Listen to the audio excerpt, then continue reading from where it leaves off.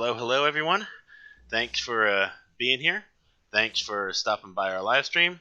Got a special live stream tonight. We have Johnston W3AAX with Parks on the Air, and we're going to be talking all things POTA. So before we kick over to that, let me go ahead and get that obligatory YouTube stuff done.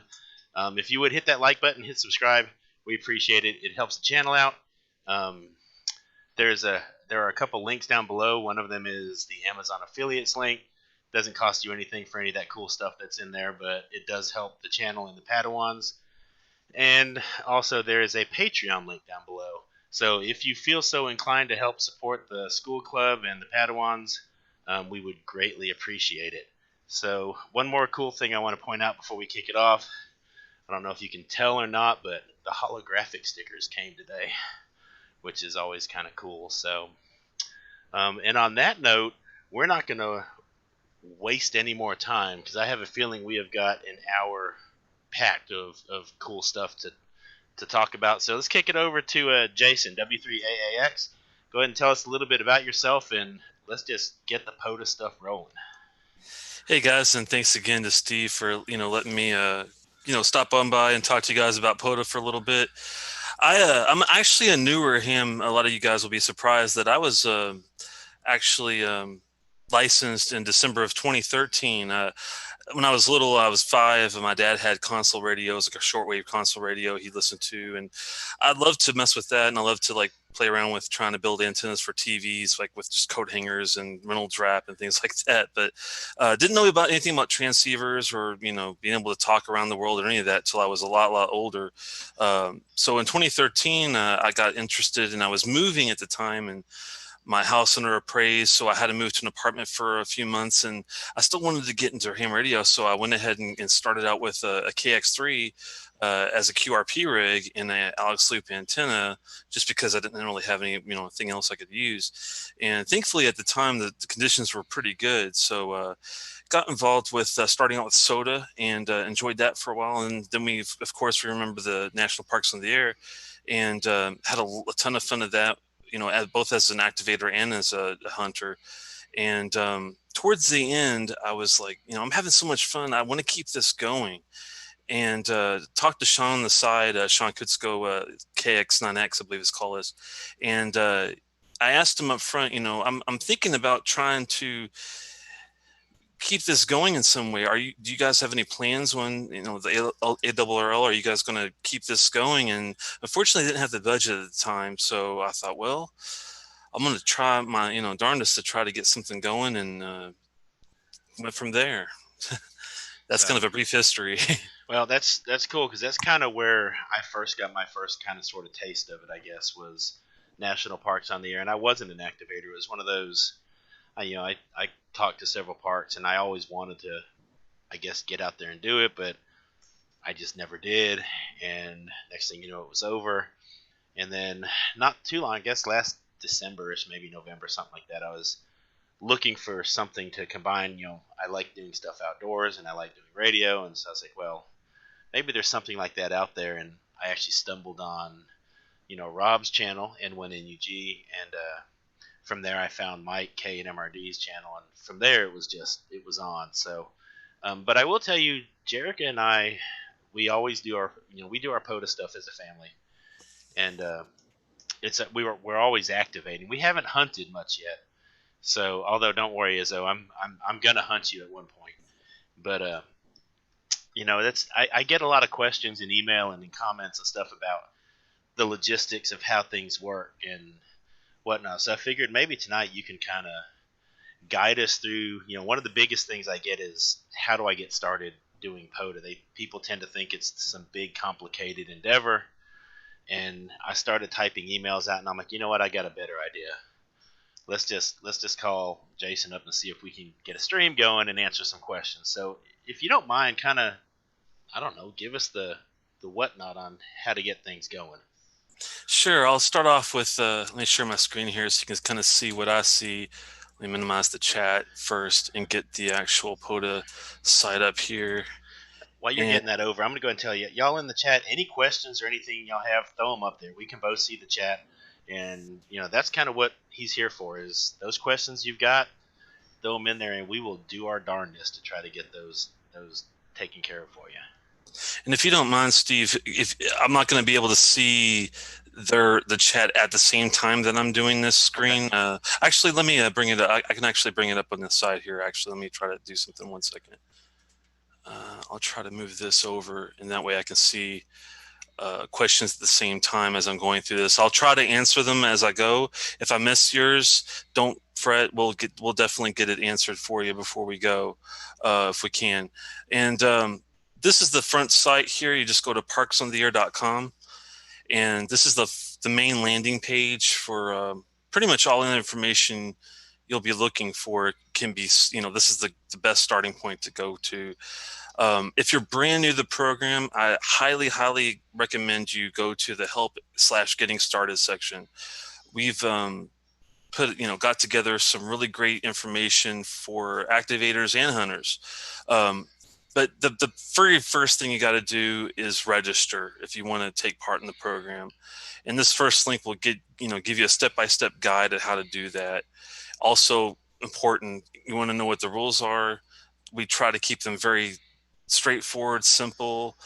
You got to be within the boundaries of the park.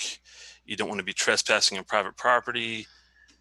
Look through that, and it just kind of gives you more information about how we count activations as far as 10 QSOs within a Zulu day, things of that nature. We are go ahead. Do you have a No, question? I was clearing my voice. You're good. The and we don't accept land repeaters, but we do allow satellites, so that is something to keep in mind. If it's Echo Link or something like that, of course not. But if it is a legitimate, simplex contact, we definitely use all bands and all modes. So that's another area to. And finally, please definitely look at the FAQ before riding into POTA. We do get lots and lots of questions, and believe it or not, 90% of them can be answered just in this list here. If you go to the FAQ in the same help at getting started section, review that. It's just it's a lot of information, but it's just a short read to learn about the program and get all your questions answered up front. That's what it's all about. And once you've done those three things, you've registered, the rules, you've got your questions answered, that's when you should focus on, okay, do I want to start out with a hunter? And I would suggest being a hunter first if you can, if you have no experience in portable operations. We have two different ways you could do it. You could, pull up a PDF guide. I also highly recommend to look at the video guides for hunters. I've got a guy named Matt here that N3NWV, I believe is called, and he does a video guidance for us for all of our POTA videos. So definitely keep a look at for that. There's a PDF guide for the activator as well as video guides for that. And once you've gone through that, I know you'll feel more, less nervous about what to do in an activation, and you'll learn how actually, you can make it complex if you want, but you can make it a very simple process. And I'll show you kind of how what I'm about to do. I'm thankfully off on Friday, so I'm going to try to go and activate a few parks. And I was going to show you guys just kind of what I would even do before I go out to the field, if you are interested in that. Or if you have any other questions now, I'll try to answer them before I move on to the next I think we're good right now. I will go ahead and tell you, how long have those video things been up there? Because I looked, and I guess I didn't see the video. I guess I was chomping at the bit, and I just went and did the ghetto batwing dipole together, and went out and did it. So it's not been terribly long. I think it's been within the last 5 to 8 months. I think he's had them up there. He started out with the Hunter's Guide first. That one was up there for a while. And just a few months ago, he finished out the activators section, and he's still adding to it as he goes along on the side as well. So don't feel like, but definitely check it out for supplemental information if you're interested in just seeing how someone else, does it. That definitely can't hurt anything. And he might even give you some really good tips that you didn't even think of beforehand, because he tries to give, people tips about what might make it, even more easier on you in the long run. Paul Dordal, I'm hoping I'm saying that right, Paul. If not, I apologize. saying, hey Jason, awesome. POTA brought great joy back into his life. So, and it does. I found it's a great way to kind of re-energize a hobby, and it's a whole new avenue that you can. And every park's different, so it's different scenery while you do it. So. Yeah, and thankfully he's not alone. I've got a lot of really good positive feedback from a lot of people recently where they were, for many different reasons, they were in the hobby for many years, and some of them decades, and they dabbled in CW, they dabbled in phone, and they've done digital modes, and they just kind of felt like they couldn't really do much because they had the HOA and they had issues with noise levels at home and whatnot. And this is definitely the best way to get get some less stress in your life, go out to a park, enjoy nature, and at the same time do something that you really enjoy doing, which is what it's all about, right? Yep. So. Let me go and tell you guys how I was going to tackle these three parks. So, what just for fun, let's start off with once you're in the system and you've both hunted a little bit and you've also activated a couple parks, we'll say, and you're thinking, okay, how do I keep track of what I'm doing and what I want to do? How do I make plans? And one way to do it is to go to the dashboard, and I'm already logged in. There is a little process you go through that the registration will explain on how you log in, where we basically take your existing Google account, Amazon account, or Facebook account, and based off those credentials that you already own and they already verified it's you, we authenticate you based on that. So we don't have to keep track of your name and password when you do it that way.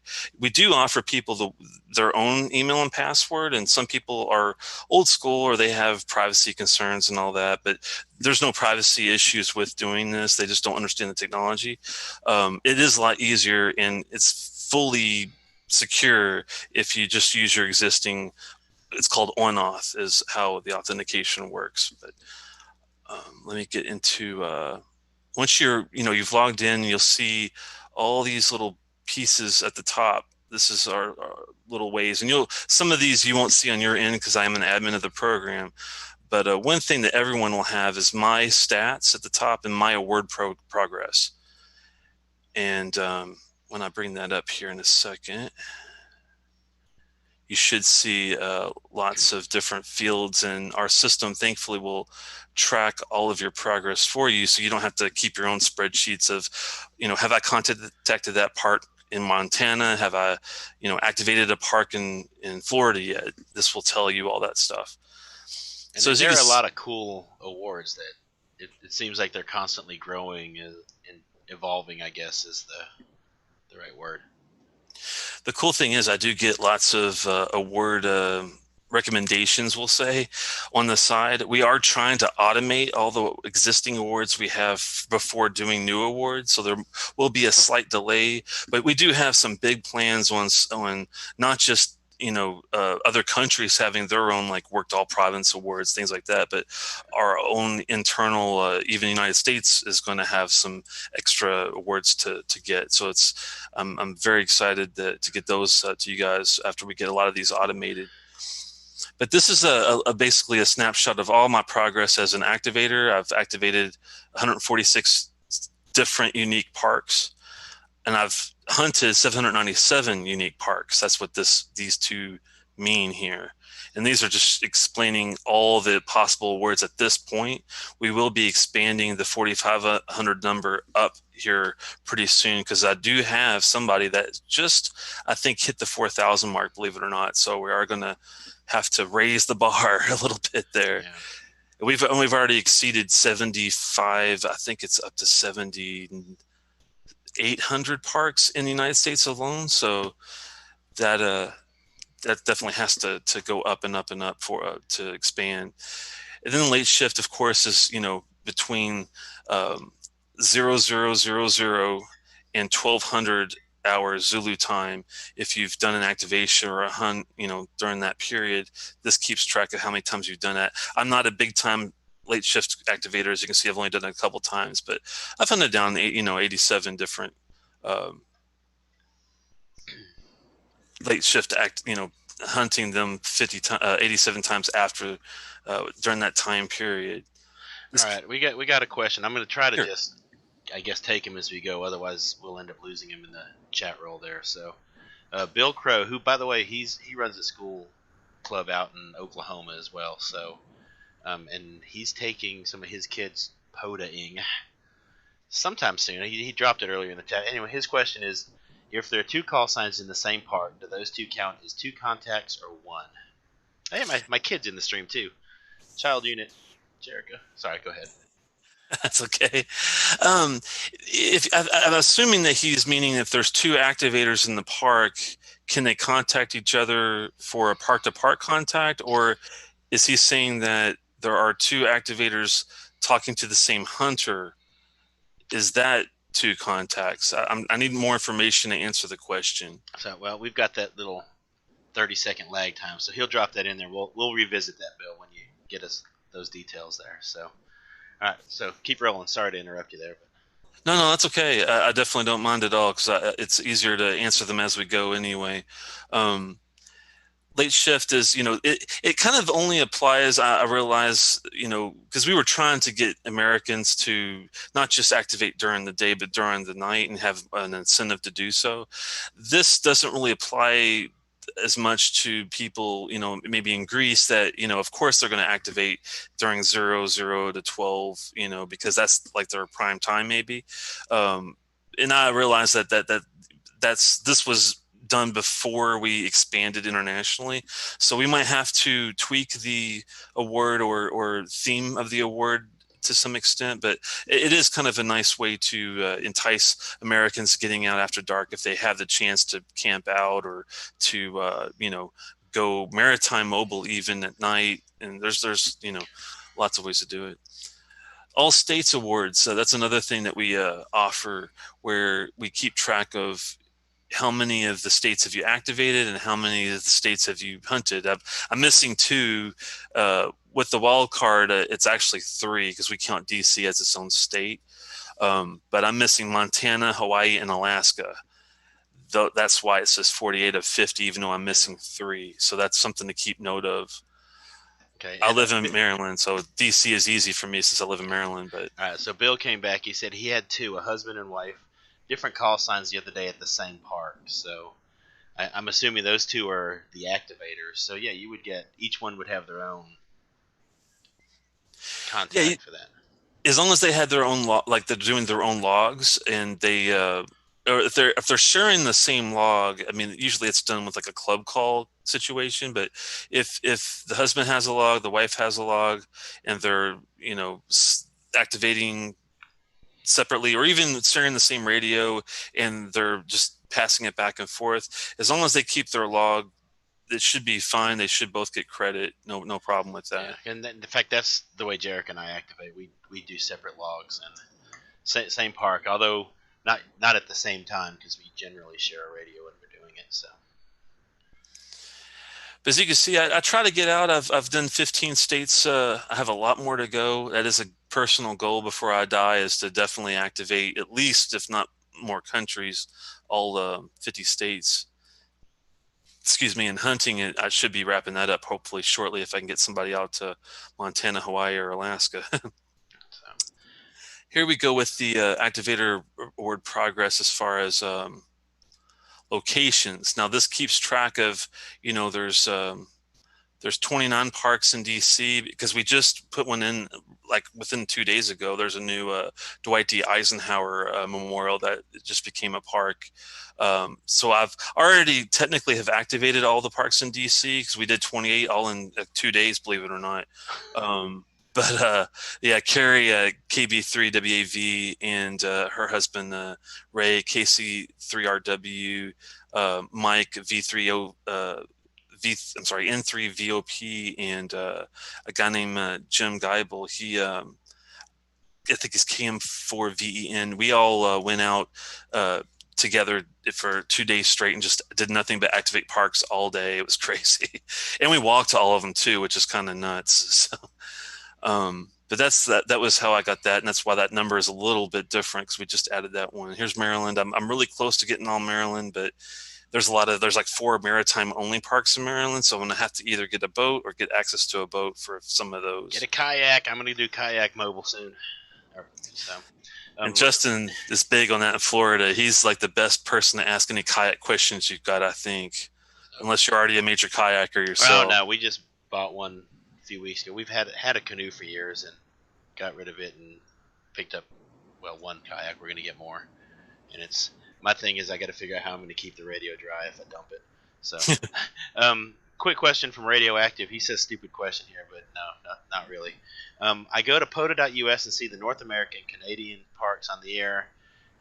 He wants to know how to see the rest of the world. Who else is activating around the world other than North America? Sure. Thankfully, I already have well, I did have it up here. Here we go. We'll go to the map. And when you click on this, what you have to do in order for it to find you is to click on this Find My Location button.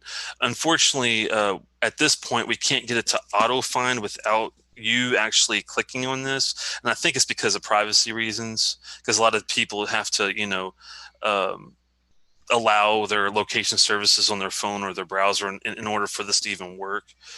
So that's part of it. You definitely have to have your location services enabled. But this found me, and this is where I'm at right now this second in Severna Park, Maryland, which is right on the bay.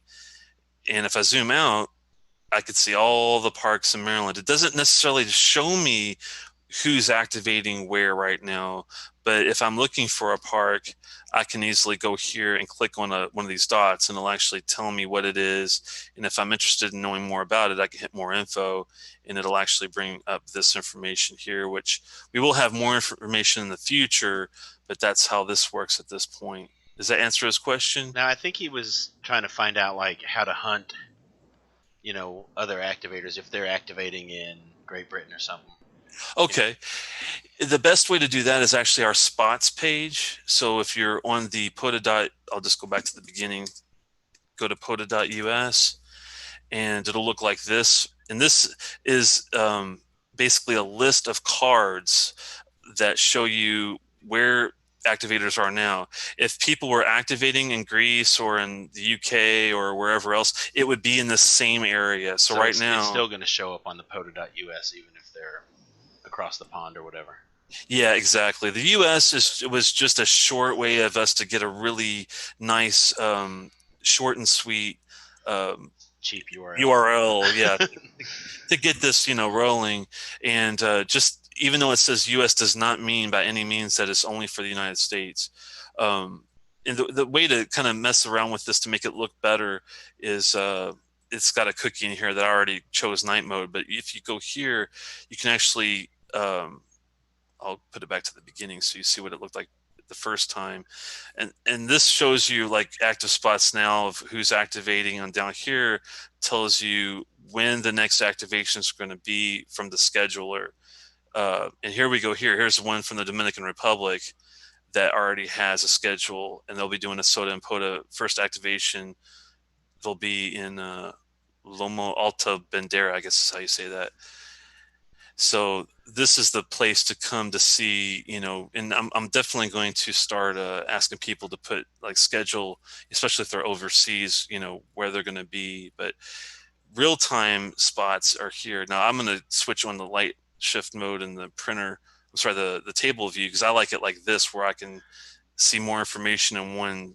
Yeah, I like that. I didn't even know that little click button was there. So yeah, just click on that hamburger thing and then go down to these two sliders, and you can put those in table and late shift to give the contrast. And we do want to save your preferences. That's not it's not like it's not something that we have overlooked. We're working right now to get what's called incognito working, where authentication will save your cookie, your preferences, so you don't keep having to switch that on every time. But until they finish that, you do have to come in here and play with it. But once you do have it, just leave it up for the day. It'll automatically refresh for you, so you don't have to worry about messing it with it, but just once a day for now until we get that fixed. All right, I'm going to go ahead and take this opportunity to throw it out. From everything Parks on the Air is completely volunteer, correct?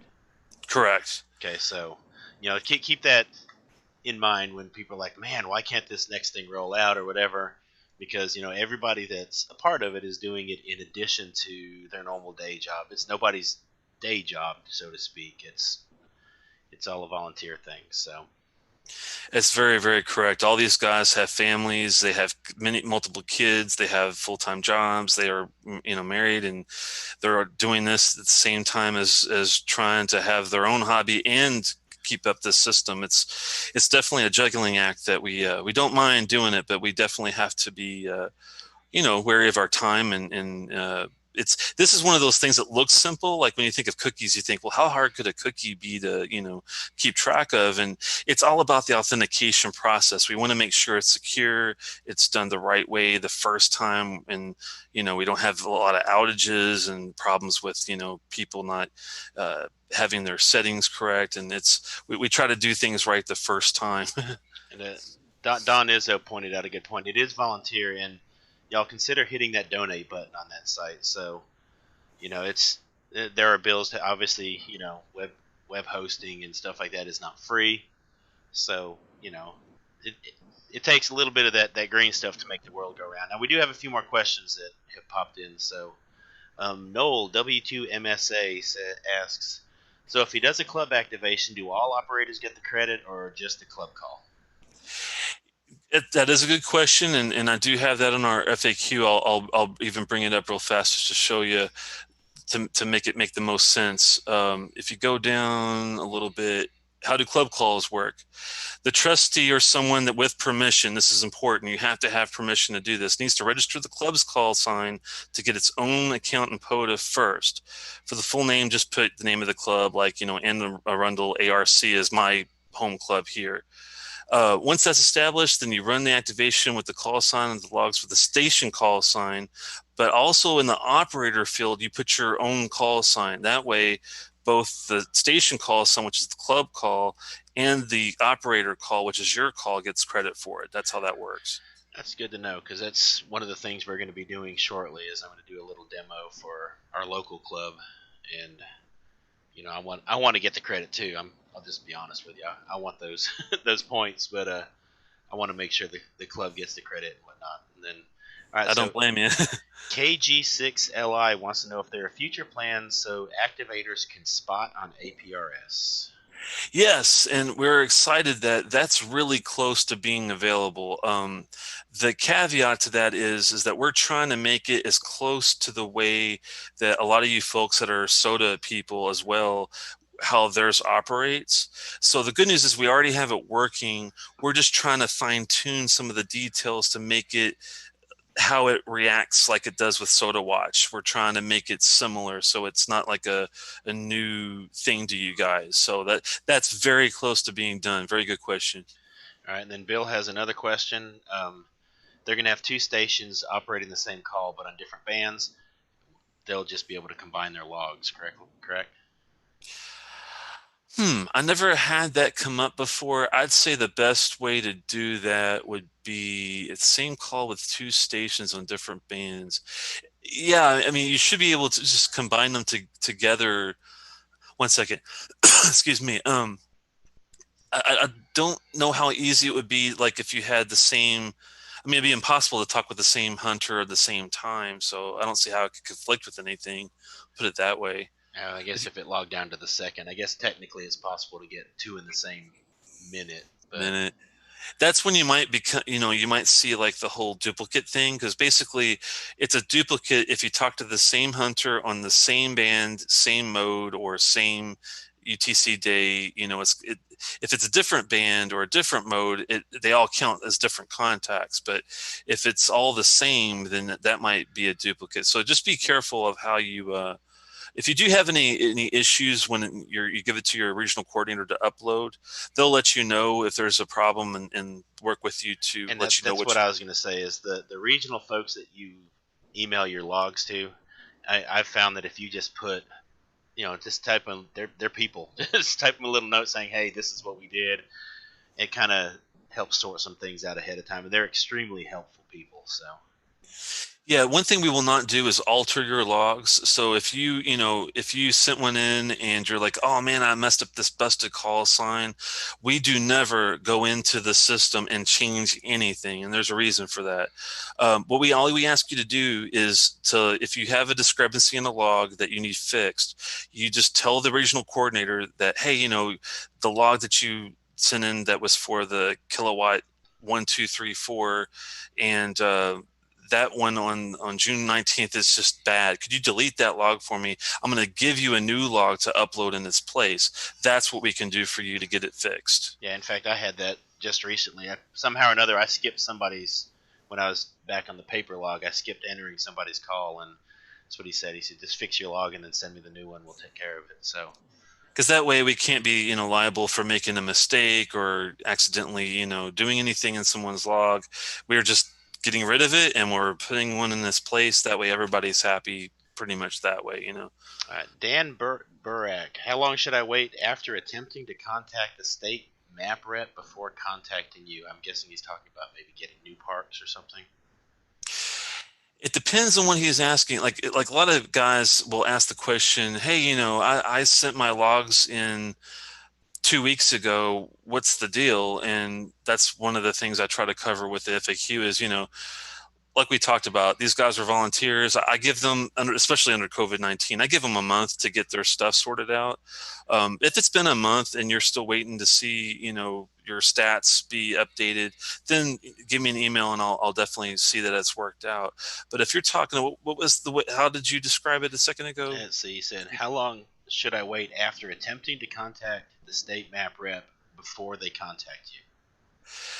If it's a new park, the the person that, like, if you go to the main site, if you're looking to, if you're like, who do I talk to about new parks, the United States Mapping Representative is a list of all the states and all their names. If you've reached out to them and like, hey, can I get this park put in, I would say, give it the same. If it's been a month and you have no response, then let me know. If it's been a couple weeks, try to be patient. We've just put in a boatload of new parks in the system for multiple states, so it might have just went in literally yesterday. So keep your eyes out on the page.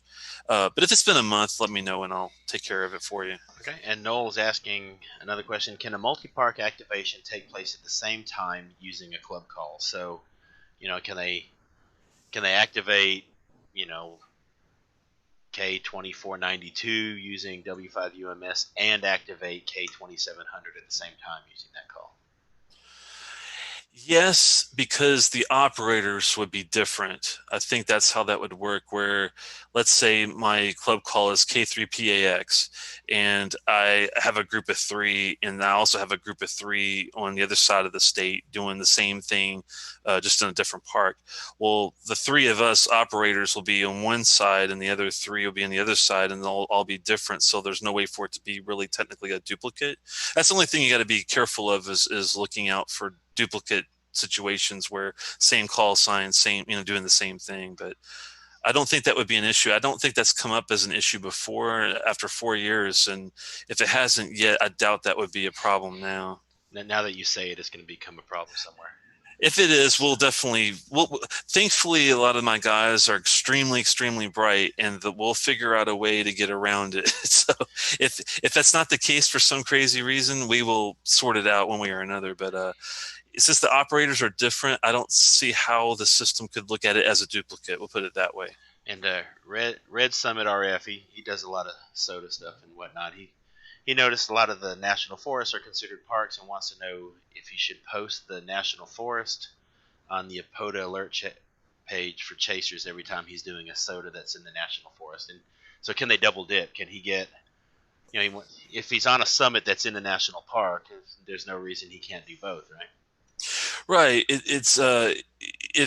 please register with POTA before you do anything as far as, using the spotting page. I'd really appreciate it, because if you do spot yourself and you're not registered, you will get a boatload of email of why aren't you uploading your logs to POTA. This just happened recently where I got a guy that was he's been operating from a state park in Pennsylvania for quite some time, and all of a sudden, people are like, well, I've never gotten any credit from this guy. And I'm like, well, who is it? Maybe there was a behavioral issue or something, where we had to do something. But no, we don't even aren't aware of this gentleman at all. And I said, well, reach out to him, and maybe he just doesn't understand how to get registered. As if he gets registered, then his information will count. So please register first, Red, and then feel free to post an alert anytime you're in a national forest.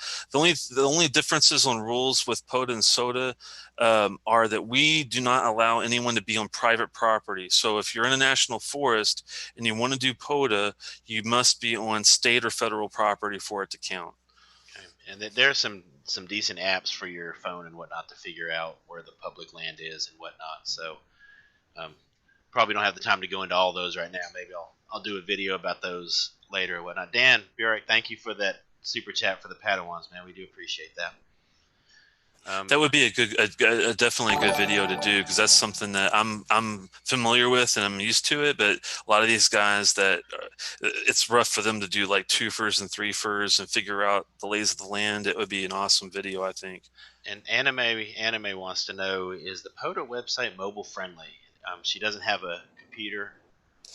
Yeah, it's extremely responsive, is what we call that. On the mobile, when we design websites, we definitely are trying to make it where it makes the most sense, not only on a computer at home, but also on a phone. And that's is why when we designed when you look at POTA.us, initially, when you first get to it without changing anything, you get these cards, because on a phone, it looks perfect when you're scrolling. But for me on a desktop, that's why I like to switch it over to the whole, the table view instead of the cards. So I haven't had any complaints on mobile phones, we'll put it that way, as far as, viewing the site and any part of the site for that matter, thankfully. Yeah. I've had a few problems with not having internet in some of the parks that we go to on access on the phone because it's so far out there. But I've never had any problem with it if I had a good connection working out fine. So. And I think she is that I'm not sure if an anime. Yeah. She's saying she wants to look up a specific park. So yeah, all you got to do is when you're on the POTA.us site, you go to that little hamburger in the top left, and right here it's got the POTA ID search. You do have to know the the K1234 on this search, but it'll bring it up right away for you. If you don't know the name, I'm sorry, if you don't know the number and you just know the name, then the best place to do it would be on the stats page. At the top, you've got parks by program, entity, or stats by location. I would suggest to make it easy, parks by program. We'll do United States. We'll submit it. And over on the right-hand side, after it loads up, the 7,498 parks we've got now, it'll have a little box here, and I can just type in, let's say, Blue Ridge. I know it's going to be a Blue Ridge park. It brings up all the Blue Ridge parks for me and tells me where they are, if they're active or not. And like this one in California had to be deactivated because it's not safe to be at. But some of these other ones, like the major national parkway, North Carolina, Virginia, you've got one in Georgia, and you've got a Lake Blue Ridge Dam in Georgia there, there. And if I want to know even more information, I could just copy and paste out of here. Or, if you're doing a phone, you could do the same thing and just go back to the POTA.us, do that case search, pop it in there, and there's your information and map of, that particular park. Okay, and Steve, KO4AFL, wants to know if he can activate using FT8. Yes, we accept every mode, FT4, FT8. We even separate them out, like the sub modes. So let's say I want to get 10 contacts on PSK 64 and 31, or is it 31 and 64? I think. Yeah. I could do that. I could get a 10 on on PSK 31 and do another 10 on PSK 64, and I could do Feldhell. I could do Olivia. The 16 over. There's different like forms of speed of it, bandwidth. Everything. Every time you change that, you can actually count it as a different mode. So that's another easy way. Well, I won't say easy because I've tried it. It's not easy, but you can get, if you're having a hard time on FT8 and you've gotten 5, just switch over to a different mode and you might get lucky enough to get another 5 more. And thankfully I can think of 100 different digital modes just off the top of my head that, and they all count. JSA call counts, Whisper, if you got old WSJT version 7 software, you can actually do Whisper QSOs. It's not the easiest thing to do in the world, but that's possible if you really want to take the time to try to do that. All right. And Adam wants to know, is there some kind of JSON or XML or RSS feed they can tap into to get activations? Like just a feed of, instead of having to go look for it, is there a feed they can get into? One thing we do that I get asked about on occasion is there is a link, and let's see if I can find that real fast. One second. There is an all parks link. I know that Rick's in the chat. Rick, do you already have that link to where we change it every day? It's real time, where it's like parks.us/all parks, something like that. There is a way where all the geographical information's in there, and all the park name and types are in there.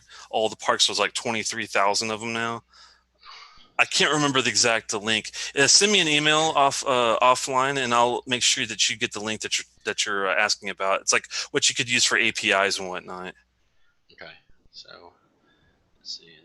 I'm trying to keep up with stuff. I think we're caught up with questions so far, so okay, keep rolling. That's no problem. Going back to doing the activation, actually going back to just kind of going through and keeping track. So my personal goal, can you see my screen right now on the side here? Yeah, we're good.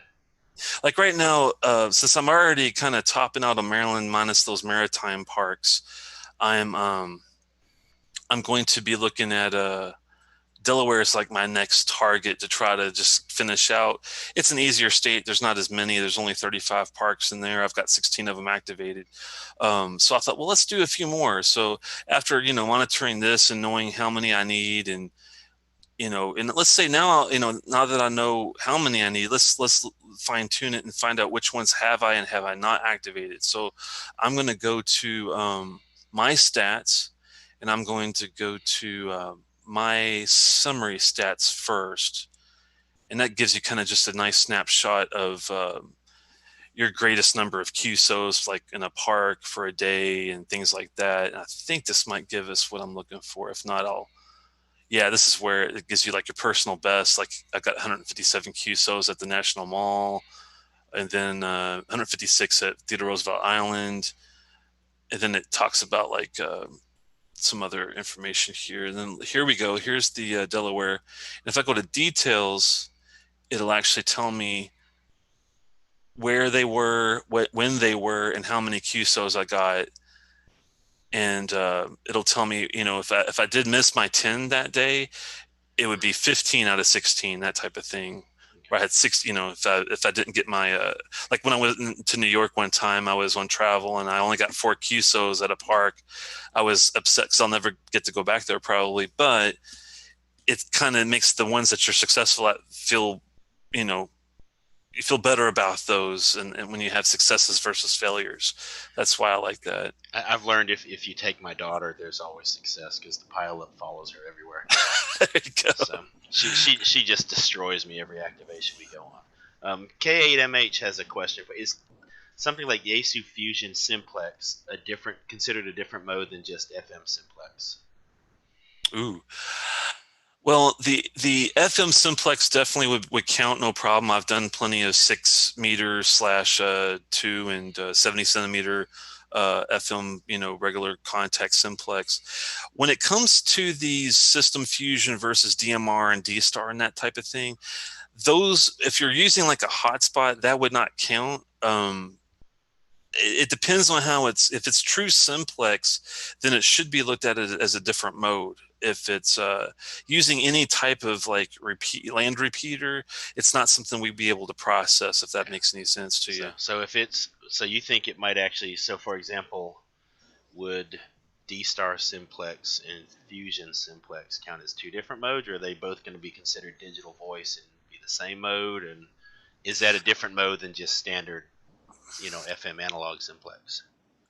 This is a hypothesis. I'll have to check with Mike Case, who does all the mode installs. I believe they're already there as separate types of contacts. Send me an email on the side, and I'll send him a detailed question on how that works, just to make sure. It hasn't come up before.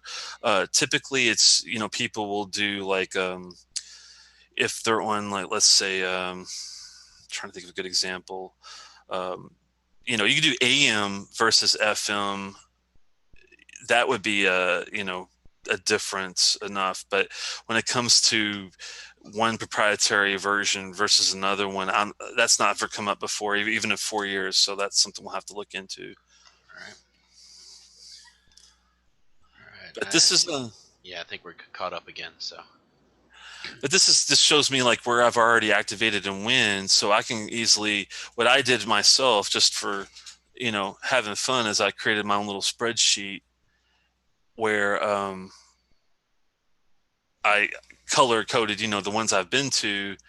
And then I went ahead and I thought, well, I'll just pop in here, how far, I'm sorry, how much time would it take me, like 1.5 hours versus 2 to get there. So I plotted a little course here and color coded the ones in green I've already done. And these are the ones that I've got to do. So then it's easier for me to pull up, Google Maps and find what's the next best way to attack. And just using our map, even I'll show you where I'm going to be going here on Friday. So you pull up, POTA.us. We'll just start from the beginning here. While you're going there, Adam, thank you for that super chat, man. I appreciate it. So we'll do POTA.us, and we'll pull up the hamburger and go to map. And if I wasn't using the location, and let's say I know I wanted to look in somewhere particular, I could just click on this DXCC entity screen, and it's going to have all of them here. We put United States first because we just have the most active membership is in the United States right now. So this might change in the future, but right now it's easy to click on that sucker and then come over here and select your state. So I'm going to be going to Delaware, and it'll actually automatically, no matter if I have my location services up or not, it'll actually fine tune it there, as you can see. So I'll just zoom out a little bit, see the whole state. I live over here, a little bit north of Annapolis is where I'm at. So I got to go across this bridge here. It's called the Eastern Shore. This is this area here, and travel across the state line of Delaware and go north. I've already done a lot of these parks down here, and I've done some of them up here in Wilmington. So I'm going to be looking at this one, the Ted Harvey Conservation Reserve, this one, the Blackbird State Forest, and this one, the Bombay Hook National Wildlife Refuge. So I'm going to be trying to do a triangle. For me, it makes sense to go the farthest first, do this one first, maybe come up and do this one second, and then on my way back home, since I have to go south to get across the bridge, come back here to the Ted Harvey. So I'll drive, try to give people an idea of when I'm going to be on the air at 0229, and then tell them, when I might be able to get to Blackbird State Forest and then come over here. Now, this one is the Blackbird State Forest is in multiple areas, as you can see on the map. All these little fadey green kind of areas. This is all Blackbird State Forest. It's really massive in size. So even though our point is here, that doesn't mean you have to go to this point to activate it. I just have to be within the official borders. And on public land, you can't be on like a national forest. You can't be on any of the. It has to be completely public. Right. It can't be in someone's backyard, none of that stuff. So let's pull open a new, and this is what I do myself even. I might not want to go all the way up here. I might know a better place on my way back that might be here, where this area is, which is a lot closer to where I'm already going. So let's say, right now, I'll talk about the future plans, but we don't have the maps ready. So all you got to do though is type in Blackbird, State Forest, border map.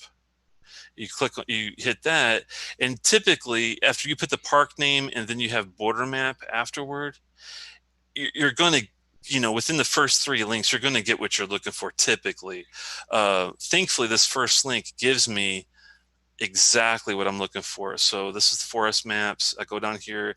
It's got all the different track maps, and it also thankfully has like an overview map. This link here, and see, like I told you, all those little places count for that park. All I got to do is be within the green area, and like you said, on the private, on the public land, the state or federal land. um, this Delaney Manor track looks like the best place for me to go. And that's when you just go to, Google Maps and do more fine tuning, looking around and finding a really good spot. So instead of going way up here to the headquarters area, now I don't even have to go that far. I just have to go down here, and I think if I go to the Delaney just for giggles, it'll actually show me the parking area that I can go to. I can't hunt on Sunday, but I can go over here and hunt for people on Sunday if I want to. Sounds like a book we used to read with the kids in English class. This is usually for antler deer and all that kind of mess. They got deer stands all over the place. If you ever are hunting, I'm sorry, if you're ever going and activating parks during any hunting season, please wear orange. I'm begging you, because I have run into, especially doing SOTA, where I've seen lots of deer spotting and deer hunting going on, and gunshots and the whole shebang. So be very, very careful and wear your hunter's orange during the season. But this shows me exactly where I can go set up. And I'm usually a guy that likes to just operate from the vehicle, unless I've got lots of time, and I like it colder outside. So in the wintertime, I might do a little more park bench activations. But to me, it'd be perfect just to find a really nice spot to, pull in, get under a shade tree, but far enough away where I get my MFJ 1979 whip on top of that little Tar Heel 2 and get it up vertically in the air and go to town. All right, so Red Summit's asking, have we covered where the database upload is yet? Are you talking about, Charlie, the like where you upload your log to? I'm not sure if that's what he's talking about, or if it's where you upload your log to. If you want to go ahead and hit that real quick for him. Sure. The cool thing is, once you well, two ways to answer this. We are right now only allowing our own people to upload logs, but we're very close. I'm hoping within the next couple weeks having a beta where we're going to be allowing people to upload their own logs. It's going to be interesting, and I think we'll have some growing pains, but it'll work out in the long run. We have been very careful about how we go about this, so I think it'll be a lot smoother than a lot of people think. But when you're logged into the site, when you go up here, if you hover over your own call sign and you look at the very bottom, it'll actually tell you who to send your logs to automatically for you.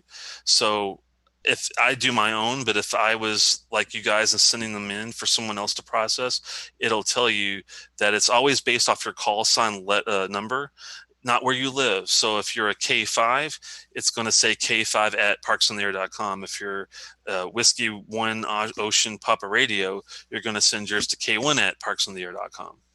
And don't base it off names.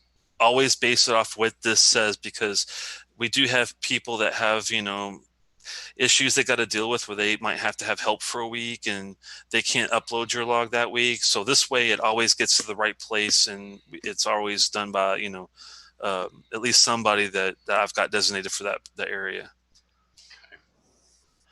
But we are thankfully getting closer to where people can upload their own, because that is one of the things that I've been wanting to do for quite some time, and trying to make it as close to the whole SOTA feel as the ease of use as we possibly can. And it is an ADI format, Red, always ADI format, never Cabrillo or anything else. We can't take Excel spreadsheets. It's got to be, you can use any logger you want. You can use N1MM, you can use N3FJP, you can use FLE, you could use AC log. There's thousands of them out there. So, since you went there, and Mike's probably going to ask anyway, What logger do you use?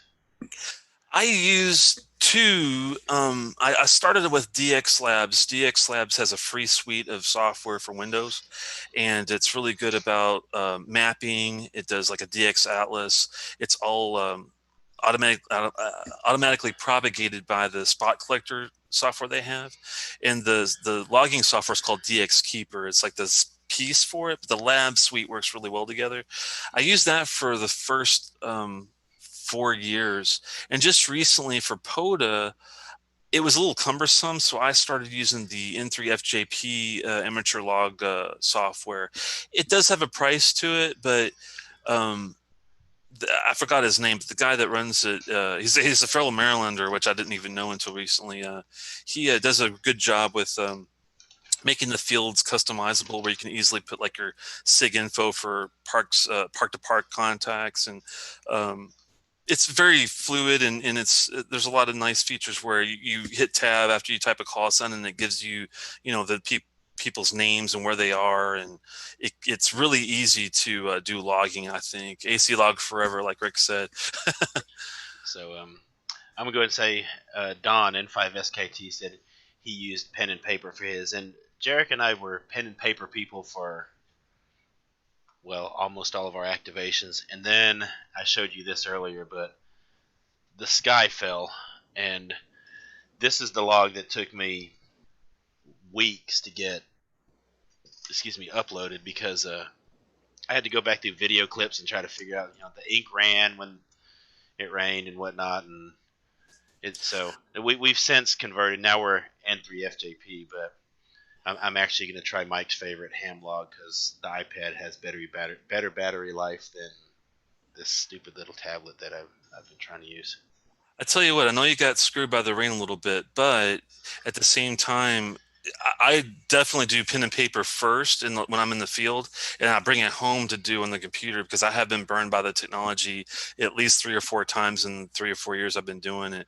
What I've been looking into, and it's the cost is a little kind of unnerving, but there is a right in the rain type of log you can get. I'm thinking about maybe going that route if there's any weather in the area. But I'll tell you what, I just bought a bunch of these Mead, folders, 5-star college roll, and I just use those to actually do the logging because I'm fast at it. And then I bring it home, and it's an extra step, yeah. But with the N3FJP, it's really easy. Just type the call sign in, hit tab, go to the next one, and you might have to finagle the time and date if it's the next day, of course. But it's really easy to do. Okay. Do you mind if we touch on awards? Because part of what I want to do is, like I told you, I teach a STEM class, and so part of most of what I do, I try to gear or at least look through that lens of how can I help get Padawans and stuff interested in stuff, and they like awards, and I like awards, and most people do. So Definitely, man. I tried to make it where even from the get-go, the people that are brand new, it doesn't take a whole lot of time to get your little toe in the water and see what it's like to get your first, hunting bronze, for example. All you need is to work 10 different areas, or basically contact 10 different activators from 10 different parks. It's the first step, I'd say. And it works off of just 10, 20, 30, 40, 50, 75 for the first tier, and it's both for activating and for hunting. And if you want to see the awards, just go to the parksintheair.com site and hit the award link at the top, and it'll take you right here where I am. And we're currently looking at adding more of these, but that's the first stage. And then I try to make it where there's room to grow, and this is where a lot of folks are now that have been with the program for a few years. They're working through all these numbers here where it starts incrementing into the hundreds, then it gets to 500 once you get to the really high end top. I call that like the tier 4 area. Same thing with hunters, the same type of thing. If you want to see what a award looks like, you just click on it, and it'll actually bring up a nice sample page of what the overall look of it is. I tried to base these higher advanced ones off of the endangered plant species list for America as a whole. And then I thought, it'd be kind of cool to entice a lot of people, even that are disabled, to get out and get portable. It's good for exercise. It's good for stress. It's keeps you active. There's good reasons to do this. So I thought, what would be a good system? And thankfully, the guy over in South Africa has been doing this for a while, named Eddie Layton. He had this radar system, a rapid deployment amateur radio yearly thing he always did. And I knew a guy named Greg Lane down in Florida that was very active, and he was the one that got me into knowing what to get for portable operations anyway. And when I saw them doing this, I thought, it'd be kind of cool to try to integrate this with our program. And thankfully, when I approached him about it, he was really receptive to it. So we started off with just the first three: the warthog, the rhino, and the cheetah, which was for, these are all based off of movement. So you have to move, if you're driving by a car or anything motorized, it's got to be 6 kilometers. And it's kilometers because it's from South Africa. We're keeping the system the same. Bicycles, 2 kilometers, on foot or paddle canoes, 1 kilometer, wheelchairs, 500 meters. And after a certain number, of transitions, let's say you do 7, you qualify for this ostrich award. And I'll show you the way you can apply for that. And they gave your wife a shout out for the artwork on those. So Thanks, somebody in the chat, who was it? I've lost it already. It scrolled past me already. But that's Rick. He's my advisor on the side. And he's right. My wife was gracious enough to sit down and design all these for us. She's a graphic designer by trade, so it was kind of a luck of the draw to get these looking as good as they do.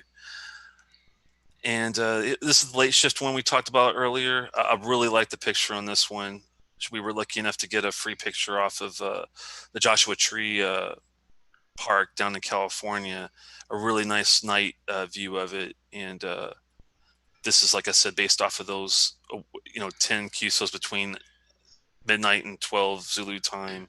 Now that brings up a question, because I typically have always in the past, I guess, been under the impression that when I activate for multiple days, I needed to separate out each activation. And basically I was sending Jared, who, by the way, is off the chain great for helping stuff out, but I've been sending him different ADA files for each activation. So like if I activate during the day, then if I do a late shift, then I send him another log for that. Is that what I need to be doing here, or is there an easier way to? Yeah, actually, no. Thankfully, the system is smart enough to separate by park. So let's say you went to a park for 3 days, or even a week or 2 weeks straight.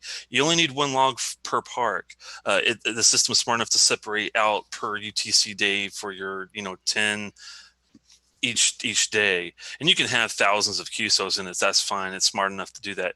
The only thing we ask is if you do change parks, that's when you need a separate log. So keep that in mind. So we can just, if like we a lot of times drag the camper for 3 or 4 days, I can just send you one, and I'll still get credit for each different day of activating as a different activation.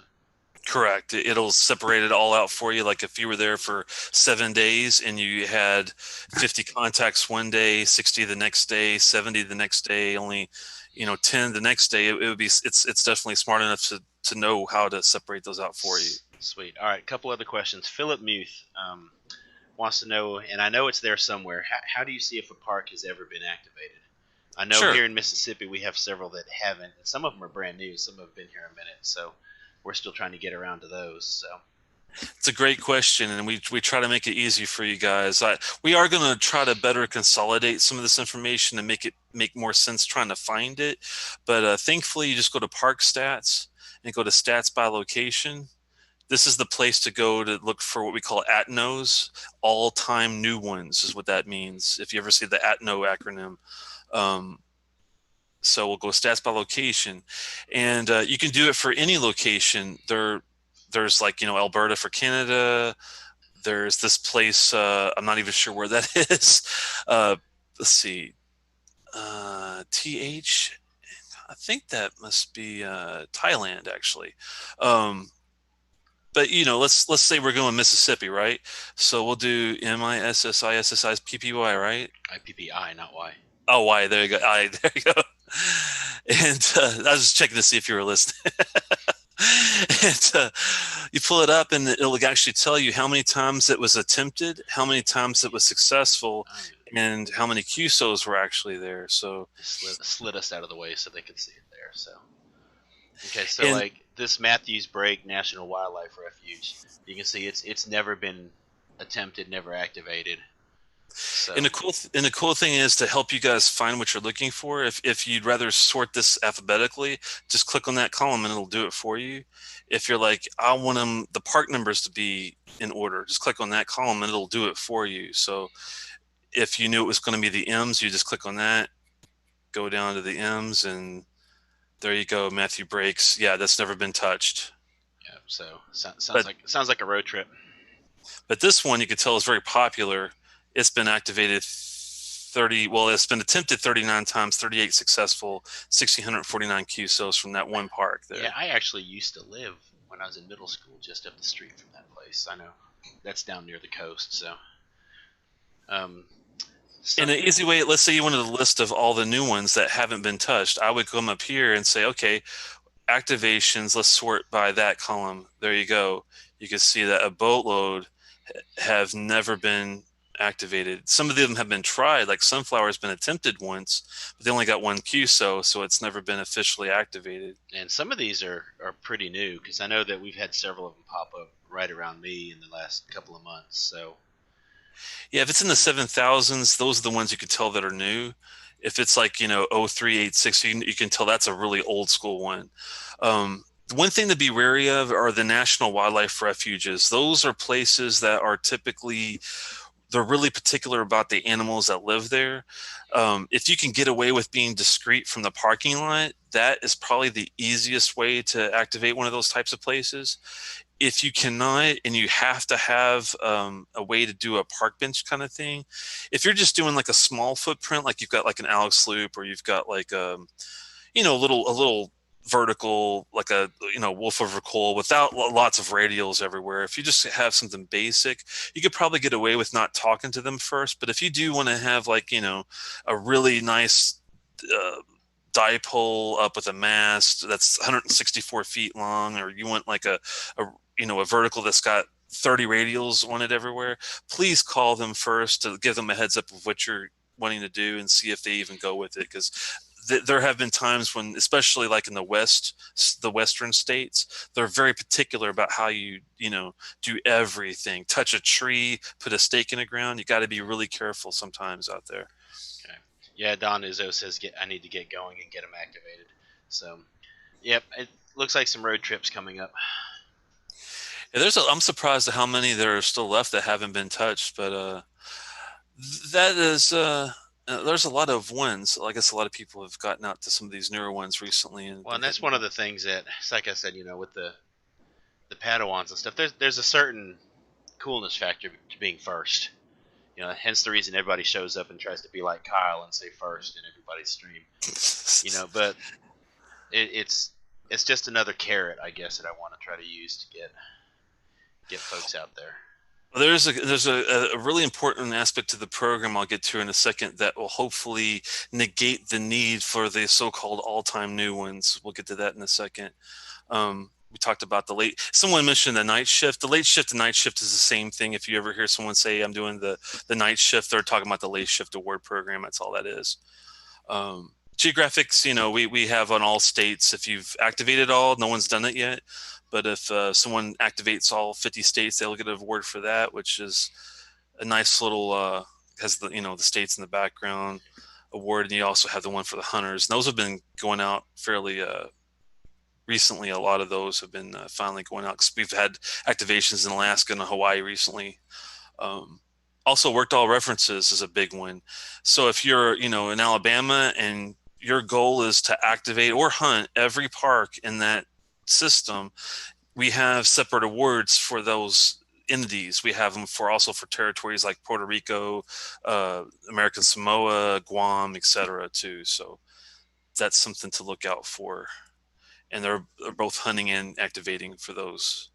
Now, this is where it's interesting. I had a guy that I used to work with on the program initially. His name's Jeff Don, and he had this really good idea because we were always trying to think of ways where, since we don't really do points as far as like SOTA has, 10 points, 8 points for different mountains and all that. We just, have a way to track people's, how many times they've been somewhere.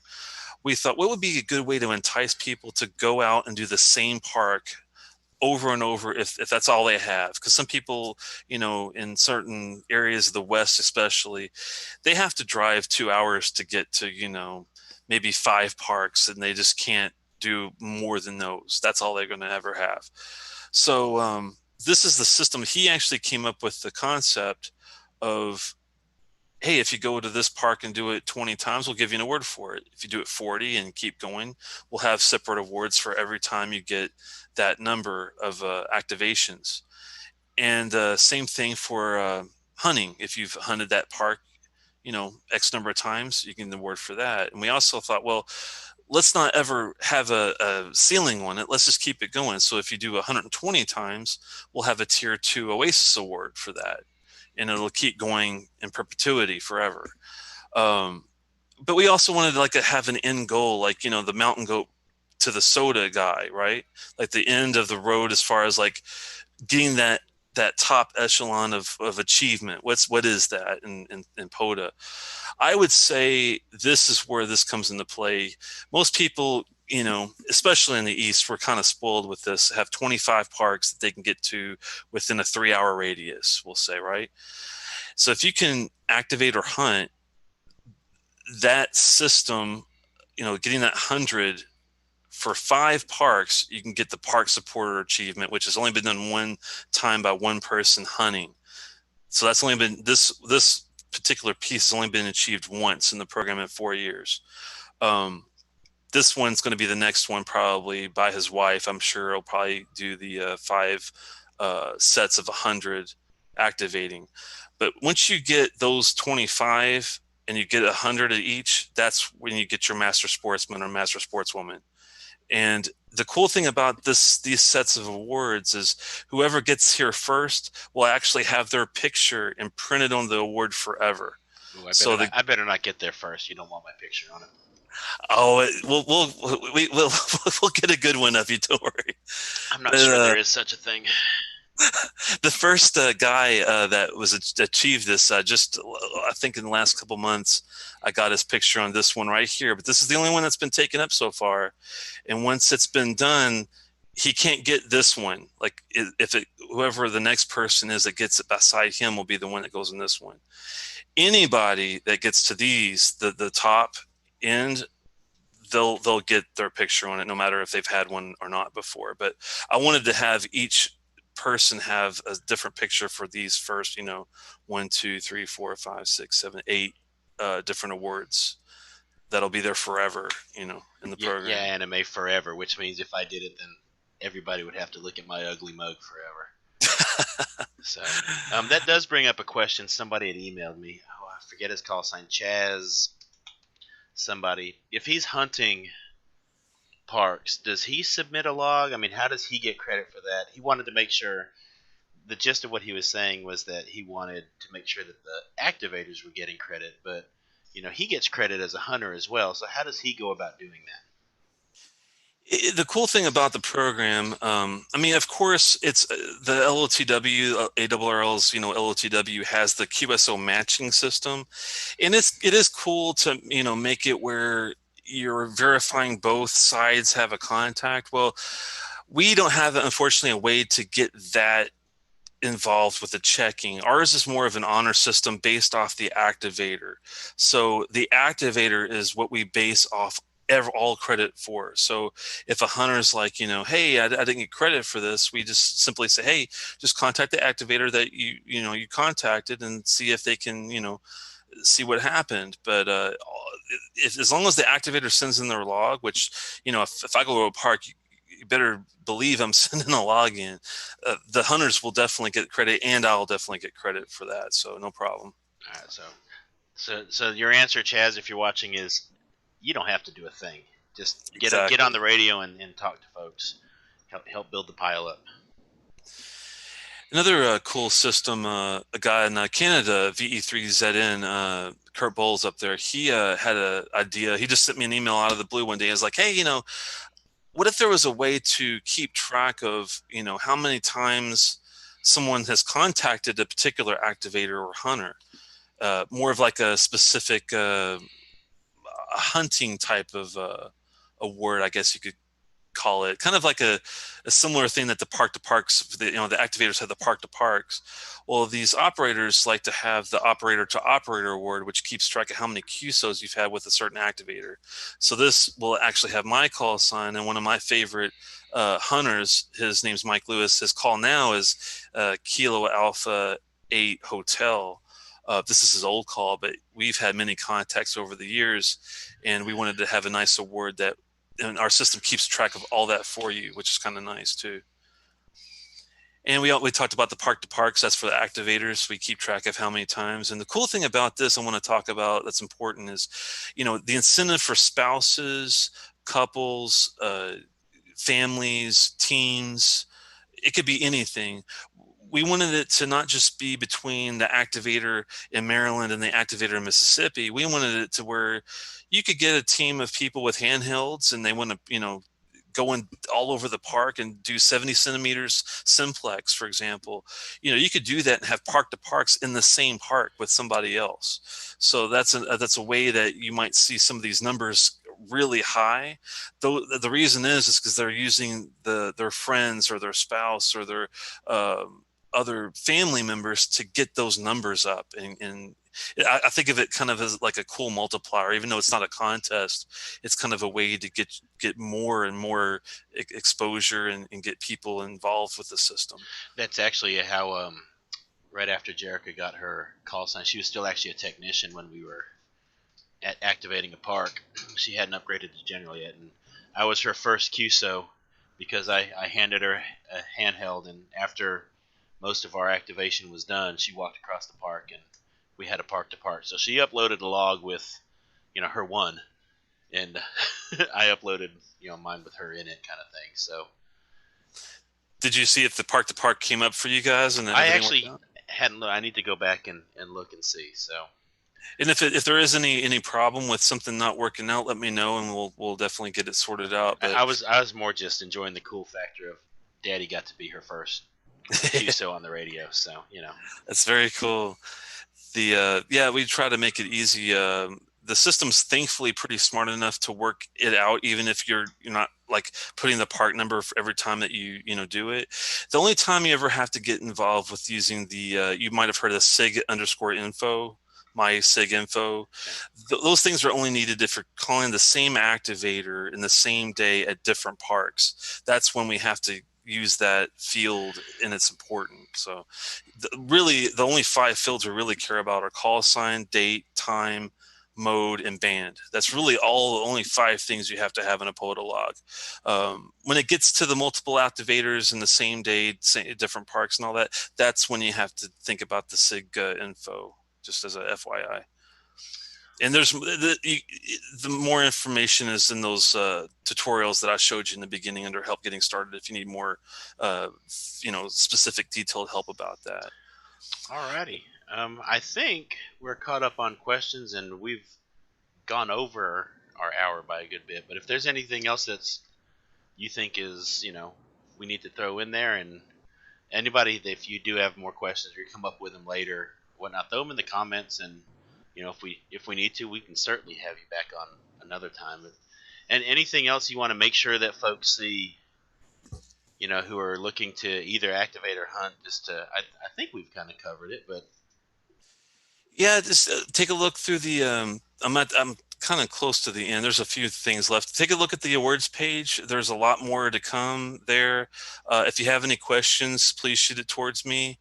And there's some big things coming where, like I said, we're talking about the logs that we're going to be allowing people to do a beta here really soon on their own. If that goes well, then we'll open it up to the masses.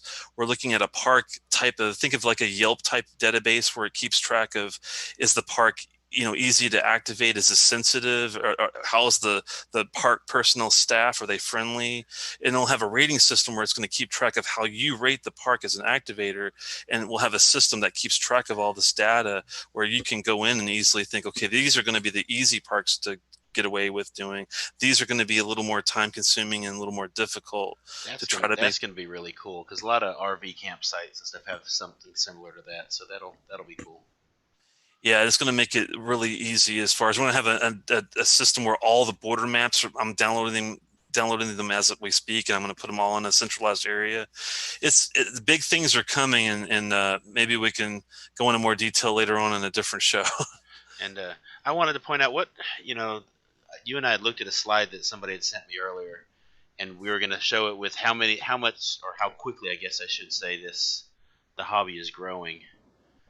And I kind of shot it over to you, making sure that the information was still accurate. And you're like, oh no, we've kind of blown that out of the water a little bit. So Yeah, here we go. I've got the numbers if you've got that slide, just to show the differences. yeah, I'm on a different computer, but let me. Oh, that's okay. Just to give you kind of a Reader's Digest version of where we are.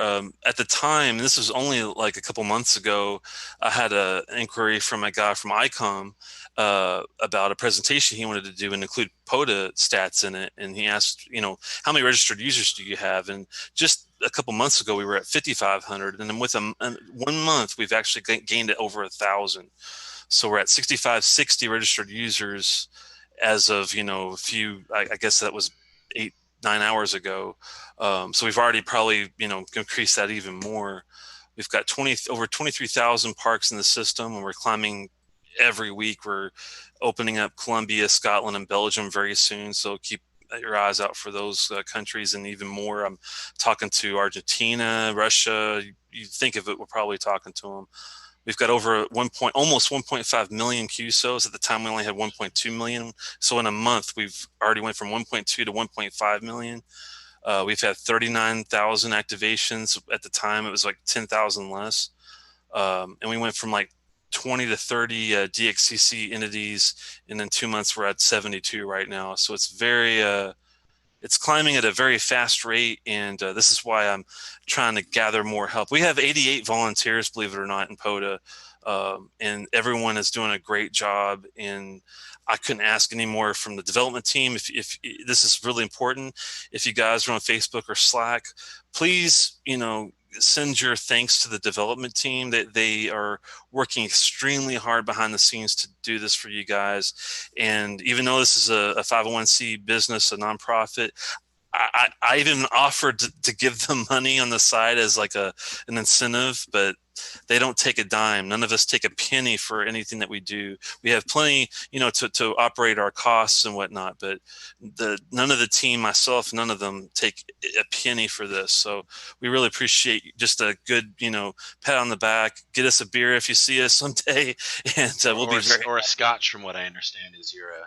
Yeah, I like a little bit of scotch, as you can see behind me. So, or a coffee in my case. So, but again, we do. I know, like I said, I mean, it's obvious just from the questions coming in and the chatter among the YouTubers, bunch of stuff. I mean, POTA is growing and just gaining and gaining in popularity. I'm wanting to use it, like I said, to get new folks on the air, Padawans on the air, stuff like that, and it's a great program, and hats off to y'all, because it's when you really start diving into all of the stuff that's here and just all of the work that's gone into it, it's amazing. So thank you for that. One of these days I will buy you a scotch, I promise. That's okay, man. No, I really appreciate Sean and Norm Fisaro from the ARRL just doing this type of program, getting me think, hey, I enjoy soda. I enjoyed in POTA. There's a way to do this. And I just got lucky with, trying to find the right mix of people to make it successful. I just stumbled across the best technical, nicest team I could ever ask for, and it's been growing. And I get, even if for people that are not that very technical, it has helped me with like spreadsheets and getting the word out. That alone is a huge help as well. So I really thank all the staff and all the people that helped me out on it. All right. Well, we're gonna go ahead and close this one down. And like I said, if y'all have more questions, drop them in the comments below. And like I said, we can certainly have Jason back on again. Jason, thank you again for coming. Folks that are watching, Sterling N0SSC, he's already started. We kind of ran over a little bit, but that's okay. He's streaming tonight as well. So if y'all would hop over to his channel, if somebody's in the chat that is a mod that can post that link, we'd appreciate it. If not, if you just search in YouTube for N0SSC, you will find his channel over there, and head over and show him some love. So, again, we appreciate it, and like always,